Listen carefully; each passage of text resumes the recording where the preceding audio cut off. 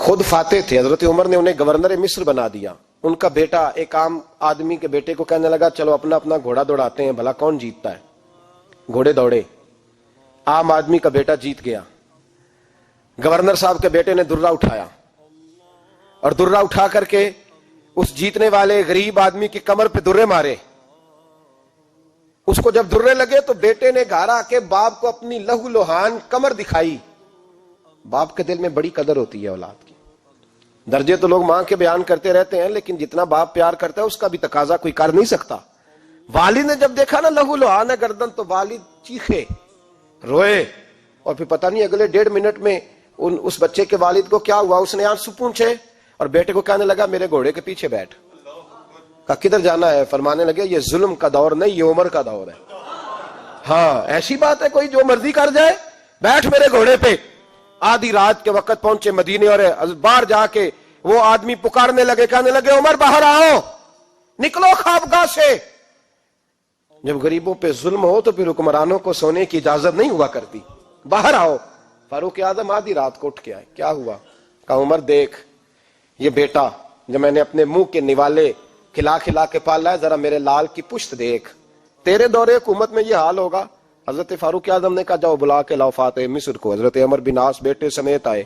جناب فاروق اعظم فرمانے لگے مجمع میں کھڑا کر کے، فرمایا کیوں مارا تو نے اس کو؟ گردن جو گئی. فرمایا تو گورنر کا بیٹا تھا اس لیے مارا ہے؟ اس غریب آدمی کے بچے کو کہا درے پکڑ اور گورنر کے بیٹے کو اس کے سامنے مار، اور اتنے مار کے اسے سمجھ آئے. جب اس کو درے لگ رہے تھے تو لوگ دیکھ رہے تھے. تھوڑی دیر گزری تو حضرت سیدنا عمر فاروق رضی اللہ تعالیٰ عنہ نے فرمایا گورنر مصر کو بھی سزا دو، اس کے کپڑے اتروا کے اسے ٹاٹ کا لباس پہناؤ. لوگ کہنے لگے حضور گورنر صاحب کی کیا غلطی؟ سنو اور یاد رکھنا. حضرت فاروق اعظم کہنے لگے اس بچے کے دل میں بات ڈالی کس نے کہ تو گورنر کا بیٹا ہے؟ کس نے بات ڈالی کہ تو چودھری کا بیٹا اور باقی کمی ہوتے ہیں؟ کس نے سکھایا اسے؟ وہ طاقتیں بھی ہم کچھ لیں گے جو سکھاتی ہیں کہ فلانا بڑا ہے فلانا چھوٹا ہے. فرمایا نا، جب کوئی رسول اللہ کا کلمہ پڑھ لیتے ہیں وہ برابر ہو جایا کرتے ہیں. اس کو کس نے سکھایا؟ کس نے سکھایا اس کو؟ گورنر کو بھی. اور پھر حضرت عمر نے تاریخی جملہ کہا حضرت عمر بن عاص کی طرف دیکھ کے، فرمایا جب اللہ نے ان لوگوں کو آزاد پیدا کیا تم نے کیوں غلام بنا لیا ہے؟ جب رب نے آزاد پیدا کیا تم نے کیوں غلام بنایا ہے؟ عزیزو یاد رکھو جب انصاف کا بول بالا ہوتا ہے پھر کوئی آدمی ڈرتا ہے. یہاں انصاف نہیں ملتا. اور میں آپ خود ایک بات یاد آ گئی. حضرت عمر کا زمانہ تھا تو غسان کے بادشاہ نے کلمہ پڑھ لیا. جو لوگ غریب کہلاتے ہیں نا وہ ذرا میری بات پہ زیادہ توجہ کریں. غریبوں کو سنانے لگا ہوں، غریب ذرا توجہ کریں. غسان کے بادشاہ نے اسلام قبول کر لیا، اور اسلام قبول کرتے ہی وہ آئے حج کرنے. حج کے بعد فارغ ہوئے تو ایک نفلی طواف کر رہا تھا غسان کا بادشاہ شاہ غسان. آج تو خانہ کعبہ میں بھی وی آئی پی پروٹوکول ملتا ہے، آج تو مسجد نبی میں بھی وی آئی پی پروٹوکول ہوتا ہے، یہاں آ کے بھی، یہاں بھی. اور دیکھتے صحیح تو کھڑا کہاں ہے؟ یہاں بھی پولیس والوں نے بازو پکڑے. سوچو تو صحیح، یہ حال کر دیا تم نے مذہب کا. طواف کعبہ ہو رہا ہے اور غسان کے بادشاہ نے جبہ پہنا ہوا ہے باریک اور لمبا. وہ طواف کعبہ کر رہا تھا تو ایک غریب آدمی کا پیر اس کے جبے پہ آ گیا. جب پیر آیا تو اس نے پلٹ کے غریب کے منہ پہ تھپڑ مارا. جب تھپڑ مارا تو اس غریب نے سیدنا فاروق اعظم کی عدالت میں مقدمہ کر دیا. کہا بادشاہ نے تھپڑ مارا ہے. حضرت عمر فاروق رضی اللہ تعالیٰ عنہ نے بادشاہ کو بلایا. فرمایا تو نے اس غریب کو مارا ہے؟ کہا جناب اس نے پیر رکھا تھا. تو فرمایا پیر رکھا تھا تو کیا ہو گیا؟ تو نے کیوں لمبا جبہ پہنا تھا؟ تجھے سمٹ کے چلنا چاہیے تھا. کہا میرے لیے حکم کیا ہے؟ حضرت عمر کہنے لگے یہاں اسے رات میں راضی کر لے، ورنہ صبح اسی جگہ اسی کونے میں خانہ کعبہ کے سائے میں وہ غریب تیرے منہ پہ تھپڑ مارے گا اور تجھے تھپڑ کھانا پڑے گا. غریبوں سنو سنو، ساری رات وہ غسان کا بادشاہ غریب کی منت کرتا رہا تو راضی ہو جا. غریبوں تم سے شکوہ ہے، تم 2-4 لاکھ پہ راضی ہو جاتے ہو. غریبوں تم سے شکوہ ہے، تم انصاف ہونے نہیں دیتے. غریبوں تم تھوڑی تھوڑی بات پہ مطمئن ہو جاتے ہو.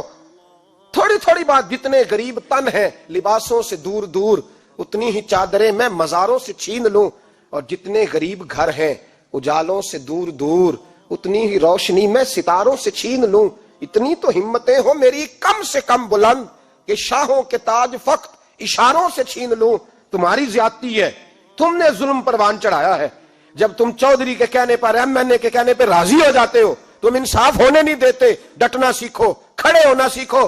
جب اسے کہا نا راضی ہو جا, تو وہ غریب کہنے لگا میں راضی ہو جاؤں اور کل تو کسی اور کو بھی تھپڑ مارے. فرمایا جتنی تیرے پاس دولت ہے لا کے قدموں میں رکھ. ہم دولتوں کی پرواہ اس لیے نہیں کرتے کہ ہم نے محمد عربی کا چہرہ دیکھا ہوا ہے.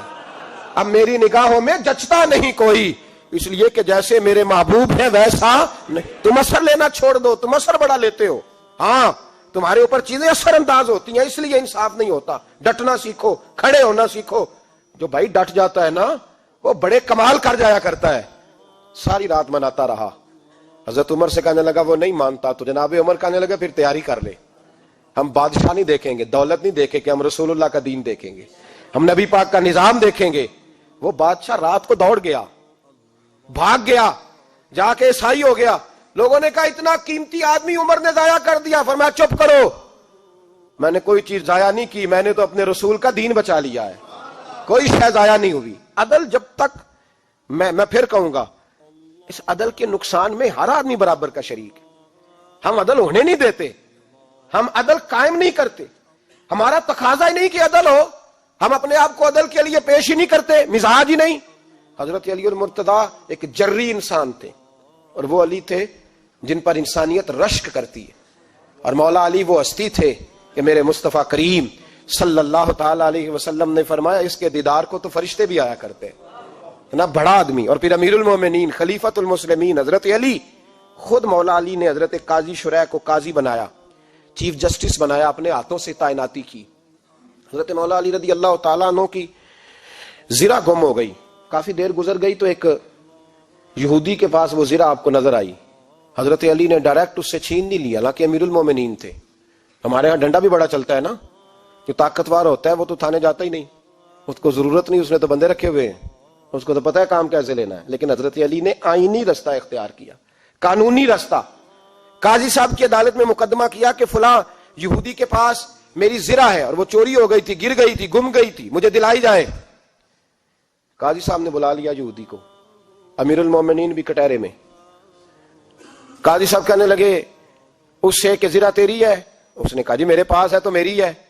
قاضی صاحب کہنے لگے حضرت علی سے گواہ آپ کو دینے پڑیں گے کیونکہ مقدمہ آپ نے کیا ہے, اگرچہ وہ امیر المومنین ہے. توجہ ہے بھائیوں کی, سمجھ آ رہی ہے باتوں کی؟ گواہ امیر المومنین آپ نے دینے ہیں کیونکہ مقدمہ آپ نے دائر کیا. تو حضرت علی کہنے لگے میرا بیٹا حسن گواہی دے گا کہ میری ہے, اور میرا غلام کمبر گواہی دے گا. قاضی صاحب کہنے لگے حضور ان کی گواہی درست تو ہے پر میں نہیں تسلیم کرتا, اس لیے کہ بیٹے تو باپ کے حق میں بولا ہی کرتے ہیں, نوکر تو آقاؤں کے حق میں بولتے ہی ہیں. جائیں کوئی غیر جانبدار بندہ لے کے آئے جو گواہی دے. تو حضرت علی خاموش ہو گئے, کہنے لگے ابھی میرے پاس ایسا کوئی گواہ نہیں. قاضی صاحب کہنے لگے چلیں پھر آپ یہودی کو راضی کریں, آپ نے کیوں بلا وجہ گھسیٹا عدالت میں, راضی کریں, انصاف کا تقاضا ہے. تو حضرت علی قریب گئے, کہنے لگے بھیا ناراض نہ ہونا, زرہ تو میری ہے, ناراض نہ ہونا, میں نے غلط مقدمہ نہیں کیا. وہ علیحدہ بات ہے کہ میرے پاس گواہ نہیں تو میں کوئی بے انصافی نہیں کر سکتا, تو میرے ساتھ چل تجھے کھجوروں کا حلوہ کھلاتا ہوں تاکہ تو راضی ہو جائے. وہ یہودی کہنے لگا میں نے قاضی صاحب کا انصاف دیکھا اور جناب علی کا انصاف کے لیے کھڑا ہونے دیکھا تو میں مولا علی کے قدموں میں بیٹھ گیا. میں نے کہا علی جب تیری یہ شان ہے تو محمد عربی کا کیا مقام ہوگا. میں نے کلمہ پڑھنا شروع کر دیا. دیکھیں نا تقاضا پورا کیا ہے حضرت علی نے. تو وہ کہنے لگا علی تیرے انصاف کے رنگ نے نا, جملہ یاد رکھنا, کہنے لگا یہودی علی تیرے انصاف کے اس رنگ نے میرے دل سے کفر کی میل دور کر دی, تیرے عدل نے میرا کفر توڑ دیا, کفر. لیکن شرط دیکھیں نا, غریب آدمی ابو ایوب انصاری, ماڑے بندے, اب تو پیر اور مولوی بھی گنجائش نہیں نہ دیتا کسی کو بولنے کی. تو سیاست دان تو اللہ ہی کی پناہ, وہ تو پتہ نہیں کس طرح سوتے ہیں رات کو, اللہ ہی جانتا ہے. پتہ نہیں کس طرح اپنے آپ کو مطمئن کر کے وہ زندگیاں گزار رہے ہیں, خدا ہی بہتر جانتا ہے. حضرت عمر فاروق جیسا دلیر اور جرری آدمی جمعہ پڑھانے مسجد میں داخل ہوئے تو جناب ابو ایوب انصاری دروازے پہ کھڑے ہو گئے, کہنے لگے عمر تیرے نوکر نہیں, ٹائم پہ آیا کر, بڑی دیر سے کھڑے ہیں. کیوں دیر سے آیا ہے؟ بڑے جلالی تھے نا حضرت عمر, لیکن وہ جلالی اس وقت تھے جب کوئی ظلم کرتا تھا, اور ذات کے لیے جلالی نہیں تھے. کہا وقت پہ آیا کر, کو ملازم نہیں تیرے. تو سیدنا فاروق اعظم منبر پہ چڑھے اور فرمانے لگے اللہ ابو ایوب انصاری کا بھلا کرے, جب تک اس طرح کے لوگ موجود ہیں کوئی بادشاہ بگڑے گا نہیں. اللہ اس کا بھلا کرے, اس نے میری توجہ صحیح. اور پھر عمر رو پڑے, رو کے فرمانے لگے مسلمانوں معاف کر دو, غلطی کوئی نہیں, میرے پاس کرتا ایک ہی ہے, اور عبداللہ کی ماں نے وہ دھو کے خشک ہونے کو ڈال دیا تھا, غریب ہوں, کرتا دوسرا کوئی نہیں, تو وہ ذرا نا خشک ہونے میں آ کے دیکھ لو, ابھی بھی گیلا ہے, مجھے معاف کر دو, میری غلطی نہیں ہے. صحابہ درد کے ساتھ رونے لگے اور کہنے لگے اللہ اس طرح کے حکمران ہمیشہ عطا کرتا رہے. میرے بھائی تو انصاف کا رنگ تو دیکھ, ان تقاضوں کو سمجھنا. یہاں کسی کی جرت ہے بول سکے, طاقت ہے کسی کی, لیکن انہوں نے اپنے آپ کو پیش کیا, سامنے پیش کیا اپنے آپ لوگوں کے سامنے. دو مال غنیمت کی چادریں بانٹ رہی ہیں, سب کو ایک ایک ملی ہے. فاروق اعظم جمعہ پڑھانے آئے تو اسی چادر کا کرتا, اسی کی تامت. لوگ کھڑے ہو گئے, عمر بتا تو نے دو کیوں لی؟ یہ انصاف ہے, یہ عدل ہے, کیوں لی دو؟ تو حضرت عمر کہنے لگے میرا بیٹا جواب دے گا. عبداللہ بن عمر بولے, کہنے لگے ابا جی کے کپڑے بڑے پرانے ہو گئے تھے, میں نے اپنے حصے کی بھی اپنے ابا جی کو دے دی ہے. دیکھیں نا, یہ انصاف میرے نبی پاک نے کیا ہے, صحابہ نے سیکھا ہے. میں اور آپ تیار نہیں, ہم تیار نہیں انصاف کے لیے, ہمارا مزاج نہیں انصاف کا. ہمیں خود بہت سارا آگے پیش ہو کے رنگ دکھانا پڑے گا, اس کے لیے ہماری تیاری نہیں. اس لیے ہم حکمرانوں کو گالی دے کے چپ کر جاتے ہیں, اس لیے ہم وکیلوں کے کہتے ہیں بکتے بڑھائیں, جج بکتے, یہ باتیں کر کے ہم خاموش ہیں. ہم پیش نہیں کر پا رہے, ابھی تک ہم اپنے آپ کو کھڑا نہیں کر پا رہے کہ ہم سے مطالبہ کرو انصاف کا, کھڑا نہیں. حضرت سیدنا علی المرتضیٰ شیر خدا رضی اللہ تعالیٰ عنہ فرماتے ہیں بدر کے لیے جب جا رہے تھے تو سواری ایک تھی, سوار تین تھے, ایک سواری اور سوار تین. فرماتے ہیں نبی پاک صلی اللہ علیہ وسلم نے فرمایا تین کٹھے نہ بیٹھنا, دو بیٹھے, سواریوں کو تکلیف ہوتی ہے. قربان جاؤں, کیسا رسول دیا ہے جو جانوروں کے حقوق کا بھی خیال فرماتے ہیں صلی اللہ علیہ وسلم. فرمایا دو بیٹھے. حضرت علی کہتے ہیں پہلے میں اور نبی پاک صلی اللہ علیہ وسلم بیٹھے, اور تیسرے ہمارے ساتھ ابو درداء رضی اللہ تعالیٰ عنہ. فرماتے ہیں جا رہے تھے بدر کے لیے, پہلے میں اور حضور بیٹھے, پھر نبی پاک اور ابو درداء بیٹھے. فرماتے ہیں پھر نمبر لگ گیا میرا اور ابو درداء کا, اور مصطفیٰ نے گھوڑے کی لگام تھامی تو حضرت ابو درداء تڑپ اٹھے, کہنے لگے علی نہ طبیعت مانتی ہے, نہ ادب مانتا ہے, نہ عشق مانتا ہے, تو اس طرح کر, میں تو چھوٹا ہوں, آپ کہیے رسول پاک سے, آپ ہر لحاظ سے بڑے ہیں, آپ عرض کیجئے کہ حضور نہ ادب مانتا ہے, نہ عشق مانتا ہے, نہ پیار مانتا ہے, نہ تقاضا ہے, مہربانی کرے آ جائیں. حضرت علی ہاتھ باندھ کے عرض کرنے لگے محبوبہ ٹھیک ہے باری آپ کی پیدل چلنے کی ہے, پر مہربانی کریں, ادب پیار اور محبت مجبور کر رہی ہے. تو حضور نے فرمایا علی چپ کر, میں عدل نہیں کروں گا تو لوگ عدل سیکھیں گے کیسے؟ اگر میں عدل نہیں کروں گا تو قوم سیکھے گی کیسے؟ مجھے عدل کرنے دے, انصاف کرنے دے. فرمایا چلنے دے مجھے پیدل, کچھ نہیں ہوتا. تقاضا عدل جب تک پورا نہیں ہوتا, آپ یقین کریں میرے اساتذہ کہا کرتے تھے میں عدالت کو عدالت نہیں کہتا, کچہری کہتا ہوں, اس لیے کہ عدالت وہ ہوتی ہے جہاں عدل ہوتا ہے. یہاں تو حال یہ ہے, بتائیے وکیل کو نہیں پتا ہوتا کہ جو میرے پاس آیا یہ غلط آدمی ہے, وہ اس کی حمایت کرتا ہے کہ نہیں, اس کے ساتھ چلتا ہے کہ نہیں, جھوٹ کے ساتھ آخر تک لڑتا ہے کہ نہیں لڑتا. جو گواہ بن کے جا رہے ہوتے ہیں انہیں پتا ہوتا ہے کہ نہیں کہ ہم جھوٹے کی گواہی دینے جا رہے ہیں. تو پھر کیا سارا ظلم حکومتیں کر رہی ہیں؟ معاشرہ بھی تو اپنی ترتیب بدلے نا, لوگ بھی تو اپنا رنگ بدلے نا, لوگ بھی تو طبیعت بدلے نا. کون منتخب کرتا ہے انہیں ظالموں کو؟ عوام, اور پھر اس کے بعد شکوہ بھی عوام ہی کرتی ہے. خدا را تقاضے سمجھو, مزاج سمجھو, طبیعت سمجھو اسلام کی. میرے نبی پاک صلی اللہ علیہ وسلم نے عدل کا بول بالا کیا ہر مقام پر, ہر نقطے پر. رسول پاک صلی اللہ علیہ وسلم نے عدل اور عدل کی آواز بلند فرمائی. کوئی مقام ایسا نہیں. آپ پڑھیے کتابیں, اگر ایک کلمہ پڑھنے والے اور یہودی کا فیصلہ آیا ہے اور نبی پاک صلی اللہ علیہ وسلم نے یہودی کو حق میں سمجھا ہے تو نبی پاک نے یہودی کے حق میں فیصلہ دیا. وہ منافق بگڑ گیا ہے, حضرت عمر کے پاس گیا ہے, لیکن حضور نے فرمایا جہاں جاتا ہے جا, فیصلہ وہی کیا جائے گا جو عدل پہ مبنی ہوگا, جو انصاف پہ مبنی ہوگا. ہماری طبیعتوں کے اندر سے وہ جو جس سٹیج پہ کوئی بیٹھا ہے وہ وہاں بڑا ہے, وہ جہاں بیٹھا ہے وہ سلطنت کا مہاراجہ ہے. وہ کہتا ہے نہیں میرے پاس سارا کچھ ہے, یہاں تو میں اختیارات استعمال کروں گا, وہ استعمال نہ ہوئے تو پھر دولت استعمال کروں گا. تو جب اجتماعی مزاج قوم کا بگڑتا ہے, پھر معاشرے میں نا انصافی عام ہوتی ہے, پھر ظلم عام ہوتا ہے, پھر بے رہ روی کا شکار. اور میرے نبی پاک صلی اللہ علیہ وسلم کی حدیث سن لے, ذرا جا کے سننا یہ والی روایت, اور اسے یاد کر لینا, اس کا رٹا لگا لینا. حضور نے فرمایا تھا جس معاشرے میں بے حیائی عام ہوگی وہاں ایسی بیماریاں پیدا ہوں گی جن کا علاج ہی کوئی نہیں ہوگا. اور حضور نے فرمایا جس قوم کے اندر انصاف نہیں ہوگا وہاں قتل عام ہوگا. انصاف نہیں، جب تک مجرم کو سزا نہیں ملتی، جب تک مجرم کو سزا نہیں ملتی اتنی دیر تک لوگوں کے لیے وہ نشان عبرت نہیں بنتا، اتنی دیر تک لوگ باز نہیں آتے. یاد رکھیں جب انصاف ہوگا، عدل ہوگا، اور عدل کرنے والے جب عدل کریں گے اور انصاف کا دامن تھامیں گے. پہلی بات تو یہ ہے کہ ہم اپنے آپ سے ورا کریں بہت ساری چیزوں کو. ہم دیکھتے ہیں حکومت نے چھوٹی چھوٹی کمیٹیاں بنا دی ہیں مصالحتی کمیٹیوں کے لیے، بین المذاہب کمیٹیاں، بڑا کچھ بن گیا ہے، لیکن لوگ گروہ بندی کا شکار ہیں، گروہی تعصبات ہیں.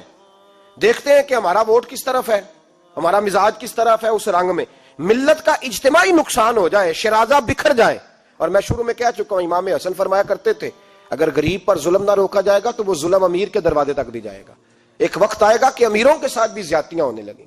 اس لیے کہ جب ظلم ہوتا ہے تو اس کی آگ بھی پورے معاشرے کو لپیٹ میں لیتی ہے، اور جب انصاف ہوتا ہے تو اس کی برکتیں بھی سارے معاشرے کو فائدہ دیتی ہیں. عدل، انصاف ضروری امر ہے. حضرت عمر فاروق رضی اللہ تعالیٰ عنہ جناب زید بن ثابت رضی اللہ تعالیٰ عنہ کو خود قاضی بنایا تھا. حضرت زید بن ثابت کو قاضی خود بنایا، خود تعینات کیا. حضرت ابی بن کعب رضی اللہ تعالیٰ عنہ نے نا حضرت عمر پر مقدمہ کر دیا حضرت زید بن ثابت کی حکومت میں، خود حضرت عمر پر. جناب عمر جب پہنچے نا وہاں سب لوگ بیٹھے رہے. ایک شخص کہنے لگا تم اپنے امیر کے لیے کھڑے نہیں ہوئے، تو زید بن ثابت کہنے لگے چپ کر جا، ان پر مقدمہ ہے، وہ حساب دینے آئے ہیں، امیر المومنین بن کے نہیں آئے. سامنے کھڑا کیا تو گفتگو کے دوران کوئی ایسا موقع آیا کہ حضرت عمر کو قسم دینی پڑی. تو حضرت زید بن ثابت حضرت ابی بن کعب سے کہنے لگے یار لحاظ کر، وہ فاروق اعظم ہے، امیر المومنین ہے ہمارے، اور تو ان سے قسم کا مطالبہ کر رہا ہے. حضرت سیدنا فاروق اعظم کی طرفداری میں بات کی نا تو حضرت سیدنا عمر فرمانے لگے زید اس مقدمے کا فیصلہ کر لو اور اس کے بعد میں تمہیں معزول کر دوں گا، تم تو اہلیت ہی نہیں رکھتے. حضور کیا ہوا؟ فرمایا تم نے میری طرفداری کیوں کی، تم نے مجھے امیر المومنین کیوں کہا، تم نے کیوں میرے حق میں بات کی؟ اگر میں اور تو اس طرح کرنے لگیں گے تو امت کو عدل کون دے گا؟ اگر میرا اور تیرا یہ رنگ ہو جائے گا، کیوں تو نے مجھے امیر المومنین کہا؟ اس وقت میں اپنی صفائی دینے آیا ہوں، عمر بن خطاب سے زیادہ میرا کوئی تعارف نہیں ہونا چاہیے، کیوں تم نے یہ لفظ کہے؟ اور فرمایا اگر مجھ پر قسم آئے گی اور جو میرے اوپر لاگو ہوگا مجھے وہ کام کرنے کا تمہیں حکم کرنا چاہیے تھا. یہاں تو حال ہی کوئی نہیں، مزاج ہی کوئی نہیں. ہماری قوم بڑی سمجھدار ہے، حکمران بھی بڑے سمجھدار ہیں. ممتاز حسین قادری رحمت اللہ علیہ کو پھانسی ہوئی تو لوگ کہنے لگے مولوی شدائی ہو گئے. فیصلہ تھا عدالت کا تو ماننا چاہیے تھا. ایک فیصلہ ایک پیپلز پارٹی کے سابقہ صدر کے بارے میں بھی عدالت نے دیا تھا، اور پھر آپ کی پارلیمنٹ نے اس فیصلے کو کنڈم کیا، مذمت کی، اور اٹھ کے کہا گیا کہ ہم مذمت کرتے ہیں، فیصلہ غلط تھا. جب حضرت ممتاز قادری کے حق میں فیصلہ آئے تو اس وقت لوگ بولتے ہیں، کہتے ہیں دیکھو جناب عدالت کا فیصلہ ہے اور مولوی کہہ رہے پھانسی نہ دو. اور جب ایک شخص پر، ایک عام آدمی پر فیصلہ آئے اور بڑی عدالت کرے اور وہ چوکوں چوراہوں میں کھڑا ہو کے کہے کہ ہم اس فیصلے کو نہیں مانتے، پھر کوئی آدمی نہیں بولتا. پھر کسی جگہ ہم نے کہا تھا بچ جا، تو رسول اللہ صلی اللہ علیہ وسلم کی ناموس والوں کا لحاظ کر، اللہ رسول تیرا خیال فرمائیں گے. لیکن یہاں عدل اور انصاف کے تقاضے بڑے عجیب ہیں. غریب کے حق میں فیصلہ اور ہے اور امیر کے حق میں فیصلہ اور ہے. چودھری صاحب پہ درخواست آ جائے تو ایس ایچ او صاحب ٹیلی فون کرتے ہیں، چودھری صاحب درخواست آئیے تو کی کرنا جے، وہ کی کرنا ہو تے اپلیکیشن آئیے لینی ہے کہ نہیں. اور اگر غریب آدمی بیچارہ ریڑی والا 4 بیٹیوں کا باپ ہے اور نہ وہ گدھا گاڑی پہ بیچتا ہے فروٹ، تو غلط کراسنگ کی وجہ سے مقدمہ ہو گیا ہے، تو چودھری کو ساتھ لے کے وہ گیا ہے، چونکہ 4 بیٹیاں نا اور کل اس کی ملکیت وہی 5000 تھا جس کا اس نے فروٹ خریدا تھا. چودھری بھی کرسی پہ، ایس ایچ او بھی کرسی پہ، اور غریب آدمی زمین پہ بیٹھا ہے، اور ایک ایک زبان سے 32 گالیاں اسے دی جا رہی. وہ کہتا ہے چودھری صاحب تہاڈی مہربانی، میں تو شامی گھر جانا ہے تو میری تیاں روٹی کھانی، مہربانی کرو میرا سامان واپس کر دو، مہربانی کرو خدا را میرا سامان دے دو. او یار ظلم یہ ہے کہ یہاں امیر کے لیے قانون اور ہے اور غریب کے لیے قانون اور ہے. اس وقت پھر ظلم ہوتا ہے، پھر زیادتی ہوتی ہے، پھر ملتیں نہیں بنتی، پھر اس سے ڈاکو پروان چڑھتے ہیں، اس سے پھر ظالم پروان چڑھتے ہیں. اپنے آپ کو پیش کرو. یاد رکھو میرے نبی پاک صلی اللہ علیہ وسلم نے فرمایا ظلم قیامت کے اندھیروں میں سے ایک اندھیرا ہوگا जालिमों को कयामत के दिन ठोकरें लगेंगी, रास्ता नहीं मिलेगा। अपने आप को पेश करें, छोटी सी भी ज्यादती, छोटा सा भी जुल्म ना होने पाए, इंसाफ के तकाजे पूरे होने चाहिए। नबी पाक सल्लल्लाहु अलैहि वसल्लम ने जो उम्मत हमें बनाया है, तो उस उम्मत में इंसाफ का बोलबाला है, कोई आदमी इंसाफ से बालातर नहीं। बहुत बड़ी बात करने लगा हूं, इमाम अबू नईम ने लिखा है, खुद रसूल पाक ने अपनी जात को इंसाफ के लिए पेश किया।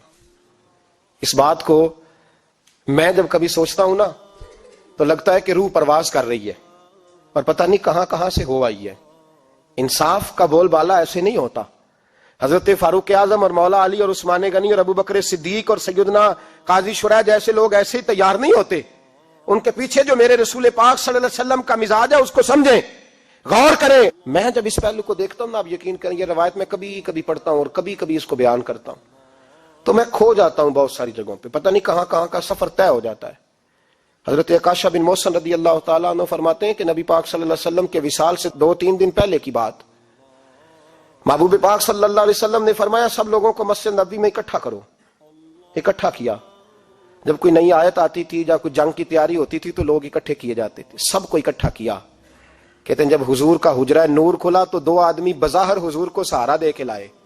इतनी बुखार और कमजोरी है, हुजूर मिंबर पे बैठे, और जब नबी पाक बात करते हैं तो हाथ मुबारक पे बज़ाहिर राशा है, कांपते हैं दस्ते अकदस। महबूब ने मजमे पे नजर डाली, फरमाया तुम्हें किसी नए हुक्म के लिए नहीं बुलाया, बस अल्लाह ने अपने एक बंदे को इजाजत दी, चाहे तो दुनिया में रहे और चाहे तो उसकी बारगाह में हाजिर हो जाए।